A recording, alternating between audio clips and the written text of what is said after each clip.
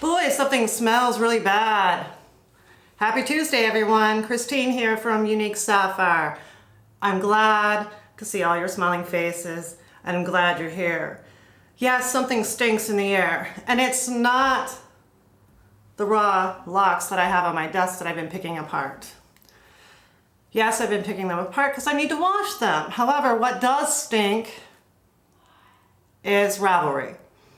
If you have not heard about it, they announced they're banning blah, blah, blah, blah, blah.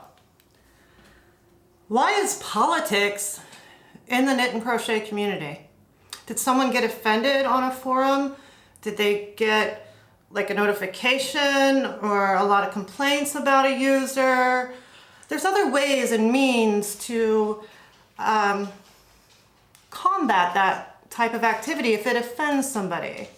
So I'm not sure where they're coming from and why they jumped out on this bandwagon, which it seems like from what I was reading, and of course on multiple social platforms, they seem to be digging themselves a bigger hole, so to speak. So how is politics going to help us knitters and crocheters with our craft? My local yarn shop has a sign that they don't talk politics. And I think that's great because everyone's entitled to their own opinion. My parents raised me, do not talk politics or religion unless you're in the right place and at the right time. And is Ravelry the right place or right time? But however, some people like to put little buttons or little emojis on their user, what do you call that, photo? I don't know what the proper term is, but that site, Ravelry, in essence is very antiquated, per se, as a website, but they have a monopoly. They have not updated it. It's like 1990s style of a website. Try to use that and upload my yarns on there. That's kind of convoluted. Very backwards as well. However, the monopoly, they have the marketplace, all these designers. Just for instance, take a look at Interweave. Interweave is in bankruptcy and they are a big print publishing. So is print dead? Is print dying? Where can you go to get patterns if print dies? Your local yarn shop uses Ravelry Pro.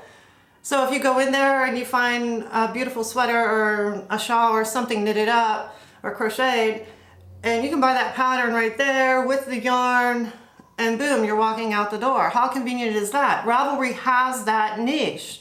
That's why I say they're a monopoly, because who else is out there?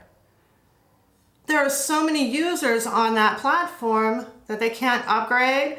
They can't deal with if somebody was offended, or is that their own views? I think this should have been dealt with a little bit with some tact, Ravelry. Just a little bit. So are you digging yourself a bigger hole? Someone out there needs to build a community where there's no politics and no religion. Anyone can join and it be free from any negativity. So why is, I just don't understand where and all this came about. I looked at it, I read some tweets, I've read everything, and I even had my husband researching, and I'm like, where is this coming into play? And why?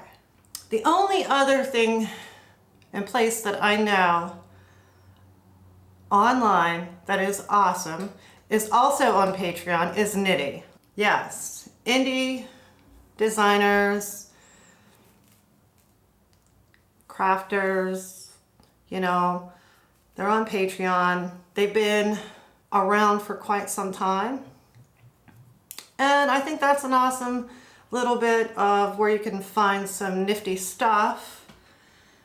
But we need more. We need more than just Ravelry. We need that community.